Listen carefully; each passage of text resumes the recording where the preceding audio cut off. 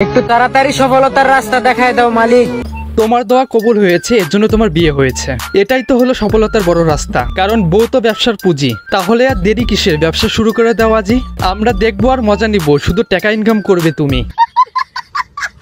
Hello everyone, আসসালামু আলাইকুম। This is Sagar and welcome back to my another new video. তার নতুন বউ দেখতে কেমন আগে সেটা আমরা দেখি।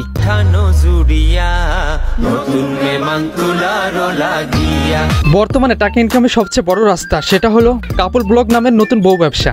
এই ব্যবসায় লাগে না কোনো পুঁজি, শুধু দরকার সুন্দরী একটা বউ। এই ব্যবসায় হয় না কোনো লস, তাই তো দিন দিন বাড়ছে বউ নিয়ে ব্লগ। এরা বউ নিয়ে কি ভিডিও করে আগে সেটা আমরা দেখে আসি। স্ত্রী তার স্বামীকে খাওয়াই দিচ্ছে, এটা দেখে আমরা কি শিখবো? এটা কোন ধরনের কন্টেন্ট? এটা দেখে আমরা হাসবো না কানবো সেটা ভিডিও নিচে আন্ডারলাইন করে দিলেই ভালো হতো। এদের নিজেরাটা গাঢ় হয়েছে কিনা সন্দেহ, তারপরে ওরা বিয়ে করে বউ নিয়ে করে আনন্দ।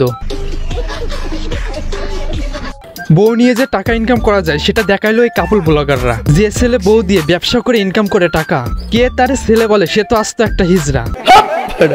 বর্তমানে এই সফল হিজড়াদের সংখ্যা দিন দিন বেড়েই চলেছে, আর বাড়বে না কেন? কোনো কষ্ট ছাড়াই বউ দেখিয়ে যদি ইনকাম করা যায় টাকা, তাহলে তো দিন দিন বাড়বেই বউ নিয়ে ব্যবসা।